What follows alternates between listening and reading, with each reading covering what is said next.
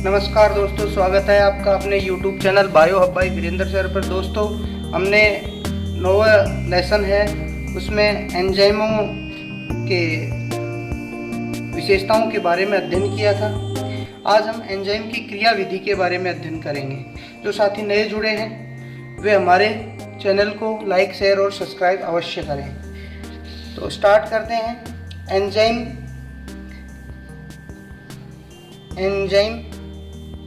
एंजाइमों की क्रिया विधि। एंजाइम कैसे किस प्रकार से क्रिया करते हैं, एंजाइमों की क्रिया विधि किस तरह से होती है। तो देखिए, एंजाइम कार्य प्रणाली को हम 2-3 तरीके हैं जिनसे हम समझ सकते हैं। पहला स्टेप आता है इसका एंजाइम क्रियाधार संकुल का निर्माण। सबसे पहले एंजाइम सब्सटेंस संकुल बनता है।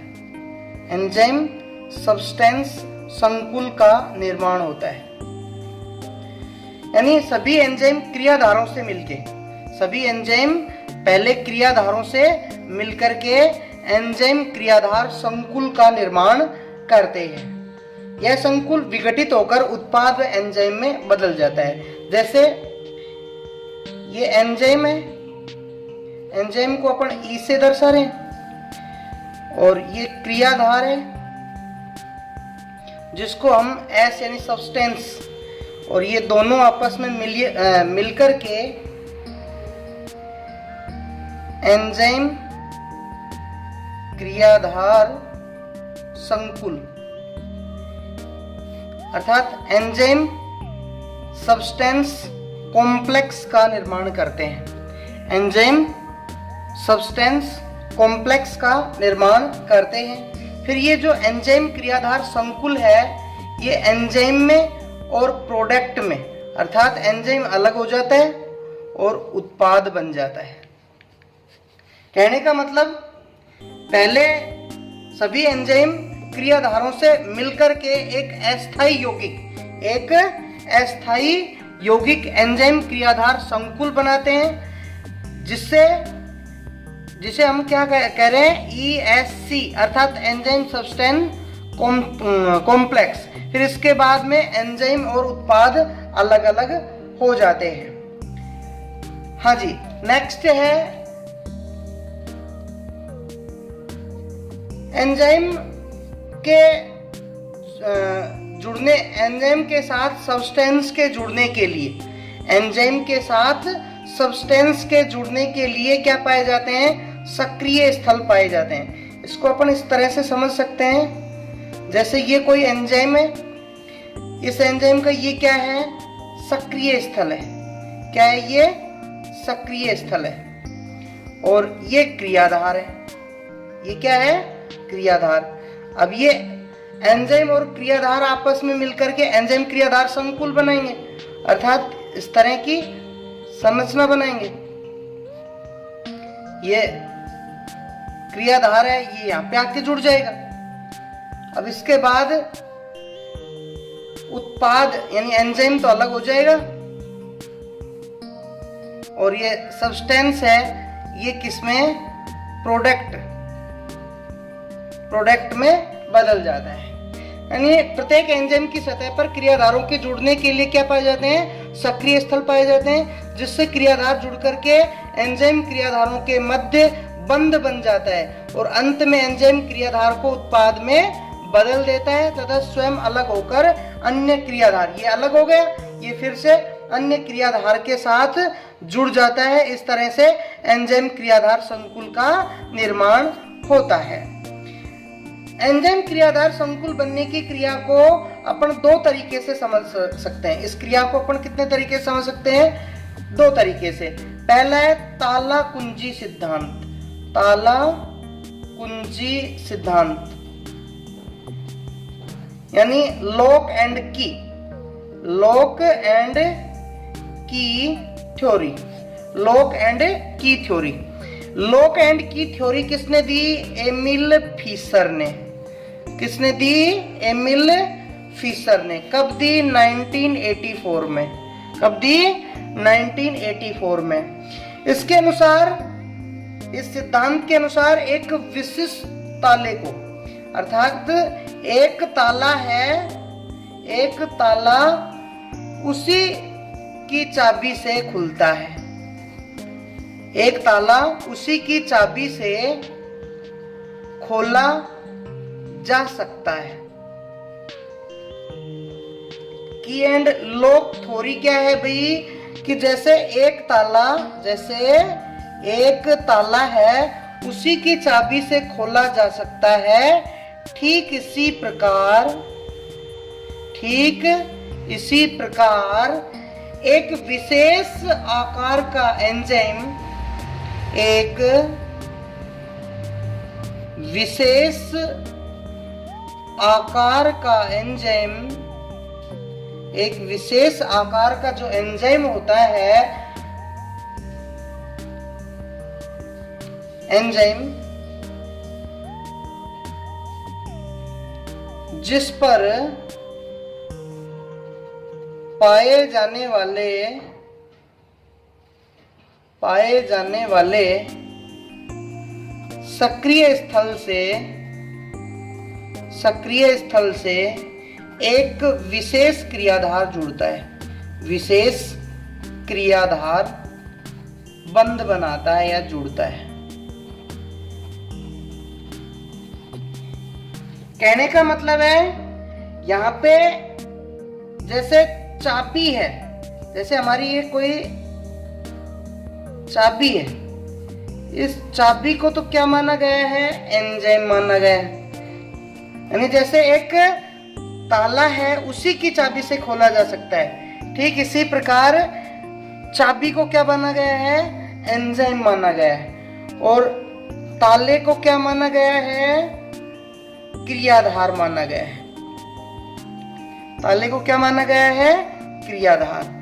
अब एक विशेष जो एंजाइम है, अर्थात एक ताले को उसी की चाबी खोल सकती है, ठीक उसी प्रकार एक विशेष क्रियाधार को एक विशेष एंजाइम ही उत्पाद में बदल सकता है। कहने का मतलब यही है कि एक विशेष क्रियाधार को एक विशेष एंजाइम ही किस में बदल सकता है, उत्पाद में बदल सकता है। अब ये क्या बना लेंगे, एंजाइम क्रियाधार संकुल बना लेंगे। यहाँ पे चाबी लग गई, ये ताला हो गया। अब ये चाबी तो अलग हो जाएगी और ये ताला है ये खुल गया, मान लो ऐसे ये खुल गया, ये उत्पाद बन गया, उत्पाद बन गया। दोबारा से समझो, यानी इस सिद्धांत के अनुसार एक ताला उसी चाबी से खोला जा सकता है, एक ताला उसी चाबी से खोला जा सकता है, ठीक इसी प्रकार एक विशेष आकार का क्रियाधार एंजाइम के एक विशेष सक्रिय स्थल से बंध बनाता है। एंजाइम उत्प्रेरित अभिक्रियाओं में विशेष प्रकार के क्रियाधार ही विशेष एंजाइम के सक्रिय स्थल से जुड़ सकते हैं। यानी विशेष क्रियाधार विशेष एंजाइम के सक्रिय स्थल से जुड़ करके किस में बदलता है, उत्पाद में बदलता है। इस सिद्धांत को क्या कहा गया है, ताला कुंजी सिद्धांत कहा जाता है। दूसरा होता है प्रेरित आसंजन सिद्धांत। कौन सा है, प्रेरित आसंजन सिद्धांत। हाँ भाई, इस सिद्धांत को कोसलैंड ने दिया। किसने, कोसलैंड ने। कब दिया, 1966 में। इसके अनुसार एंजाइम में पाए जाने वाले जो सक्रिय स्थल हैं वो दृढ़ न होकर के क्रियाधार के संपर्क में आकर सक्रिय स्थलों को क्रियाधारणों की संरचना के अनुसार बदल लेते हैं। जो जैसे अपन ने कहा है कि जैसे ये कोई क्रियाधार है, मान लो, सॉरी ये कोई एंजाइम है, ये इस प्रकार का है और हमारा क्रियाधार है इस प्रकार का। अब सक्रिय स्थल के लिए ये जो क्रियाधार है वो सुटेबल नहीं है। अब ये सिद्धांत, प्रेरित आसंजन सिद्धांत, ये कहता है कि एंजाइम के जो सक्रिय स्थल है ना, ये सक्रिय स्थल दृढ़ न होकर के परिवर्तित होने वाले होते हैं। यानी दृढ़ नहीं होते, बल्कि इस क्रियाधार के संपर्क में आकर के सक्रिय स्थलों की संरचना बदल जाती है। अर्थात अब सक्रिय स्थल इस तरह से बदल जाएगा और यहां पर के ये कौन है, क्रियाधार है, सब्सटेंस है, वो आकर के जुड़ जाता है। प्रेरित आसंजन सिद्धांत ये कहता है कि एंजाइम में पाए जाने वाले ये सक्रिय स्थल दृढ़ न होकर के कैसे होते हैं, अपनी संरचना बदलने वाले होते हैं। अर्थात सब्सटेंस के संपर्क में आकर के वे अपनी सक्रिय स्थलों की संरचना को परिवर्तित कर लेते हैं, अपने सक्रिय स्थलों की संरचना को बदल लेते हैं और एंजाइम क्रियाधार संकुल का निर्माण करते हैं। इसको दूसरे तरीके से समझ सकते हैं कि एंजाइम के सक्रिय स्थल क्रियाधार द्वारा प्रेरित होकर के, एंजाइम के जो सक्रिय स्थल हैं वो क्रियाधार द्वारा प्रेरित होकर के, नाम से पता लग रहा है, प्रेरित आसंजन, यानी इससे प्रेरित होकर के, क्रियाधार से प्रेरित होकर के उसी के अनुपूरक हो जाते हैं। क्या हो गए? अनुपूरक हो जाते हैं, अर्थात इस तरह से बदल जाते हैं। इसी कारण इसे हमने क्या कहा है? प्रेरित आसंजन सिद्धांत। तीसरा इसका पॉइंट आता है, दूसरा पहला पॉइंट आ गया एंजाइम क्रियाधार संकुल का निर्माण। इसमें अपन ने दो सिद्धांत पढ़े संकुल बनने के, एक ताला कुंजी सिद्धांत और दूसरा प्रेरित आसंजन सिद्धांत। दूसरा बिंदु आता है सक्रियण ऊर्जा में कमी करना। सक्रियण ऊर्जा में कमी करना यानी एंजाइम उत्प्रेरित अभिक्रिया में ऊर्जा मुक्त होती है। यहाँ पे क्या होती है? ऊर्जा मुक्त होती है। लेकिन इन अभिक्रियाओं को आरंभ करने के लिए, एंजाइम उत्प्रेरित अभिक्रियाओं में ऊर्जा मुक्त होती है, लेकिन इनको आरंभ करने के लिए, लेकिन इन्हें आरंभ करने के लिए क्या चाहिए? ऊर्जा की आवश्यकता होती है। ऊर्जा की आवश्यकता होती है, ऊर्जा की जरूरत है।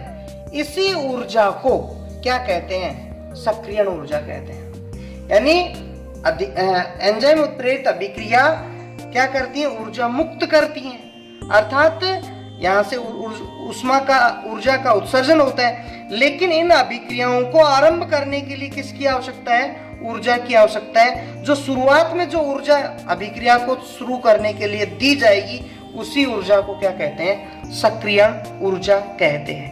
एंजाइमों में ये विशेषता होती है, एंजाइमों में क्या होती है? विशेषता होती है कि वे क्रियाधार की सक्रियण ऊर्जा में को कम कर देते हैं। क्रियाधार की एंजाइम क्या कर देते हैं? एंजाइम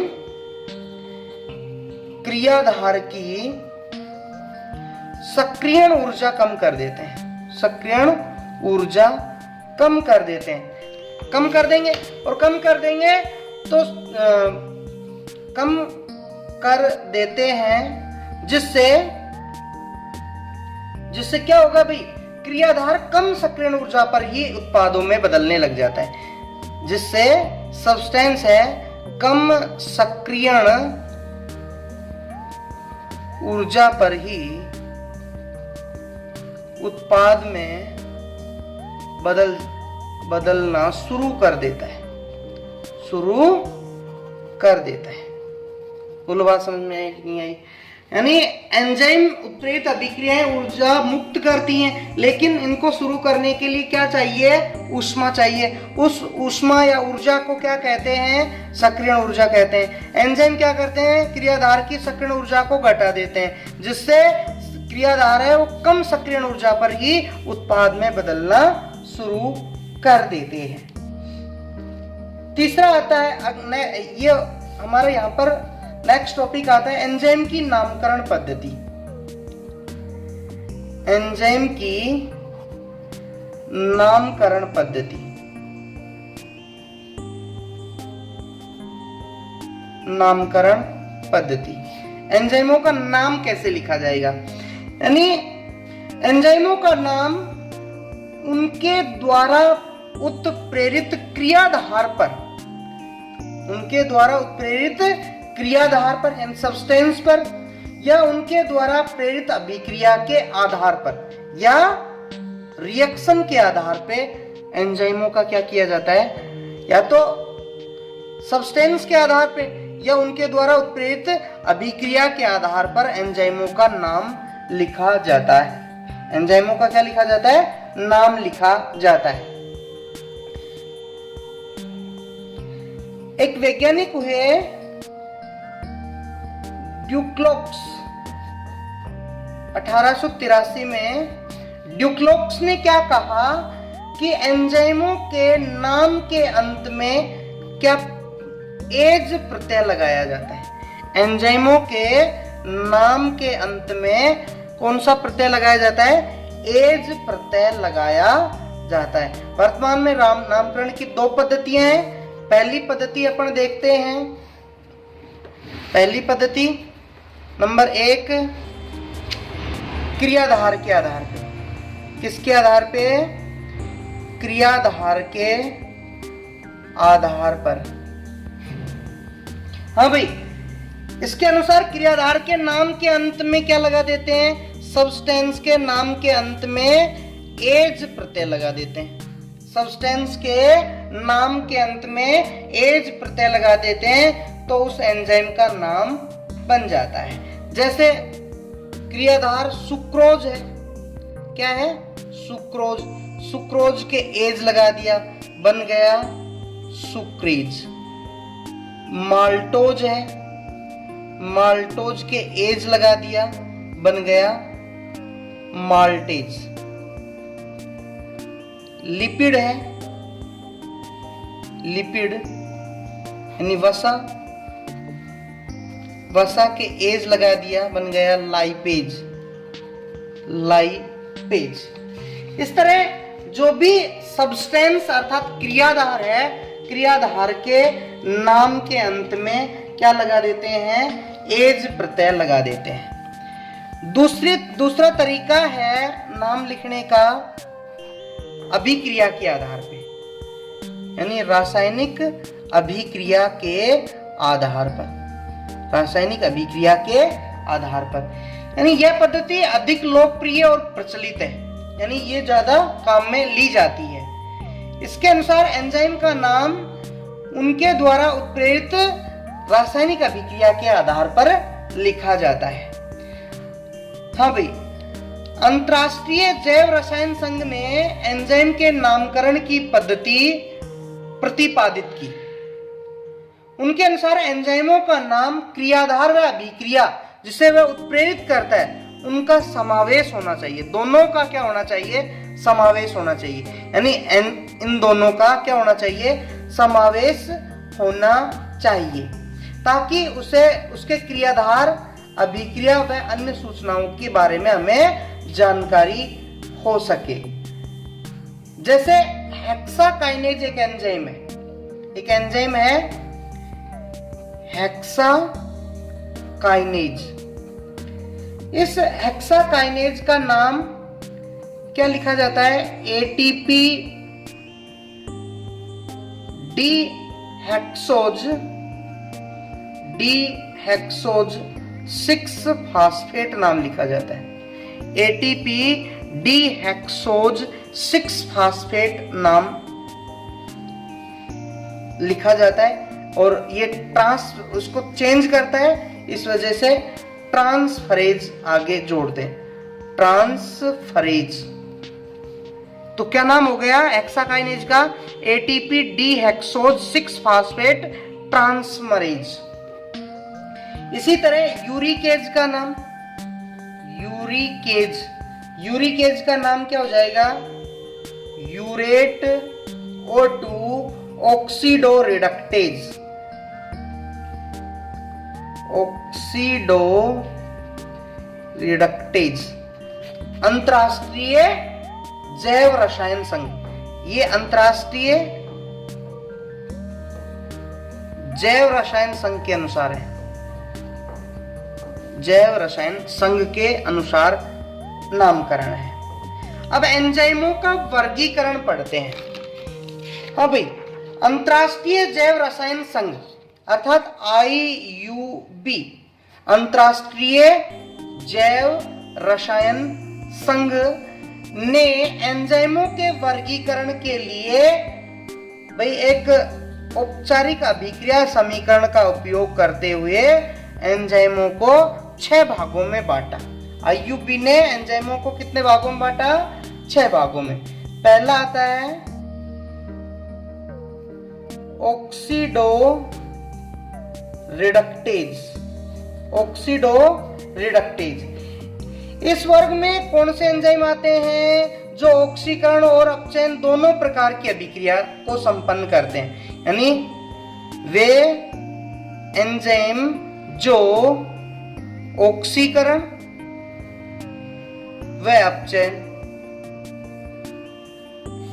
दोनों अभिक्रियाओं को उत्प्रेरित करते हैं। किस में आते हैं? ऑक्सीडो रिडक्टेज में। इसके एग्जाम्पल हो जाएंगे साइटोक्रोम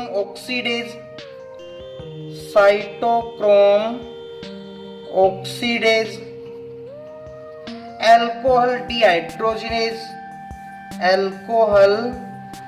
डिहाइड्रोजिनेज, रिडक्टेज। ये एंजाइम ऑक्सीडो रिडक्टेज में आते हैं। ये एंजाइम क्या करते हैं भाई? ये एंजाइम ऑक्सीकरण व अपचयन दोनों प्रकार की अभिक्रियाओं को उत्प्रेरित करते हैं।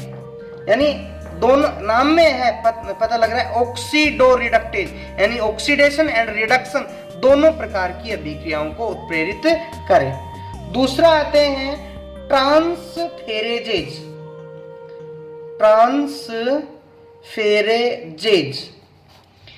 हाँ भाई, इस वर्ग में वे सभी एंजाइम आएंगे।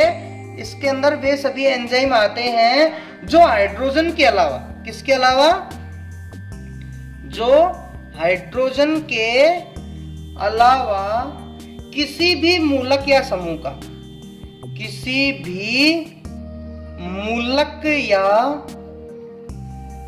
समूह का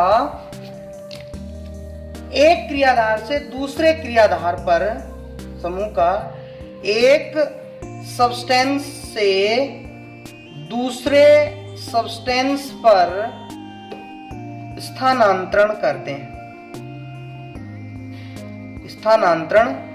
नाम से पता लगा ट्रांसफरेजेज, यानी ट्रांसफर करने वाले, यानी हाइड्रोजन को छोड़ दो, इसके अलावा किसी भी मूलक या समूह का एक क्रियाधार से दूसरे क्रियाधार पे उसका क्या करते हैं? स्थानांतरण करते हैं। जैसे एग्जाम्पल इसके हो जाएंगे एमिनो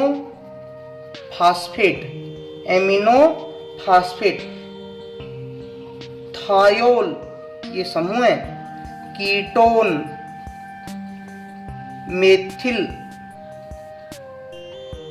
मेथिल, इन समूहों को क्या करते हैं? ये स्थानांतरित करते हैं। ये समूह है। और एंजाइम हो जाएंगे, एंजाइम के एग्जाम्पल हो जाएंगे आपके ट्रांसएमिनेज,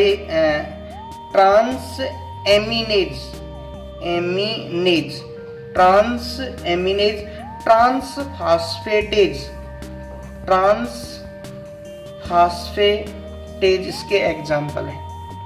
ये समूह हो गए। इन समूहों को एक सब्सटेंस से दूसरे सब्सटेंस पर स्थानांतरित करने वाले एंजाइमों को किस में रखा जाता है? कौन से समूह में रखेंगे? ट्रांसफेरेजेज। तीसरा आता है हाइड्रोलेजेज।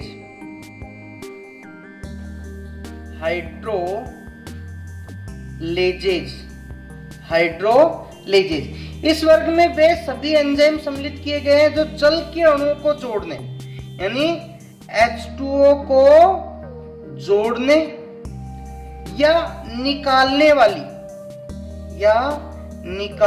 वाली अभिक्रियाओं को उत्प्रेरित करते हैं। यानी इस समूह के अंदर वे सभी एंजाइम आएंगे जो जल को जोड़ने व निकालने वाली अभिक्रियाओं को उत्प्रेरित करते हैं। जैसे एग्जाम्पल इसके हो गए एस्ट्रेज, कार्बोहाइड्रेट्स,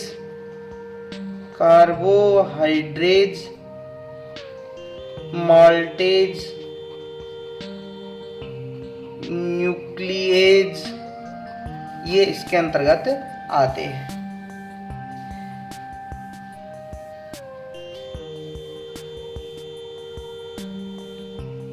नेक्स्ट आता है लाइजेज।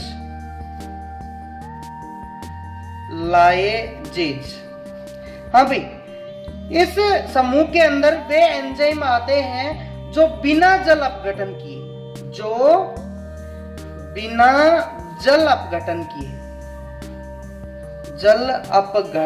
किए क्रियाधारों से सहसंयोजक बंधों को तोड़कर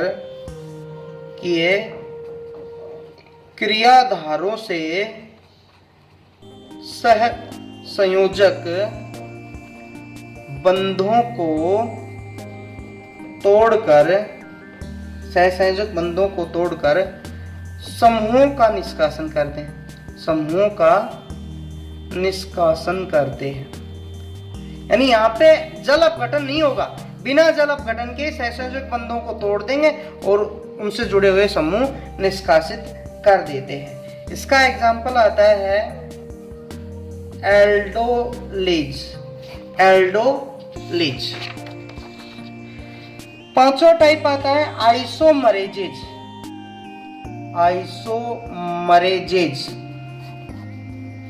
हाँ भाई, इस समूह में वे सभी एंजाइम सम्मिलित किए जाते हैं जो क्रियाधारों की स्थितिज, जो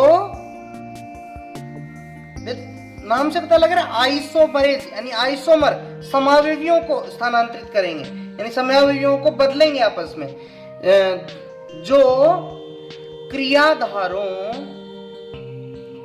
के स्थितिज या फिर प्रकाशकीय,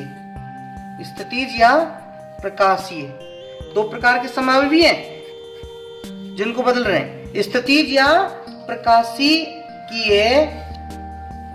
समावयवियों को परिवर्तित करते हैं, उनको क्या कहा जाता है? आइसोमरेजेज। इसका एग्जाम्पल हो जाएगा फास्फोहेक्सो आइसोमरेज।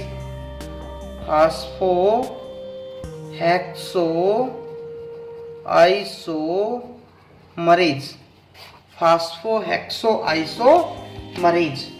और अंतिम आता है लाइगेजेज।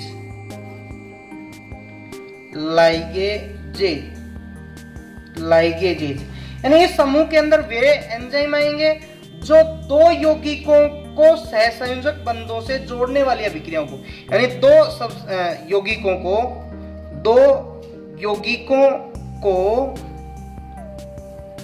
यौगिकों को सहसंयोजक बंधों से जोड़ते हैं। दो यौगिकों को किन से जोड़ते हैं? सहसंयोजक बंधों से जोड़ते हैं। इसका एग्जाम्पल आता है पाइरुवेट कार्बोक्सिलेट,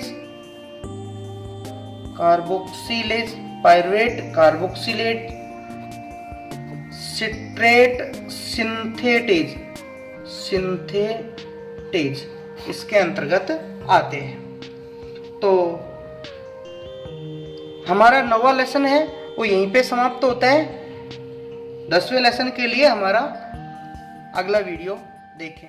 धन्यवाद।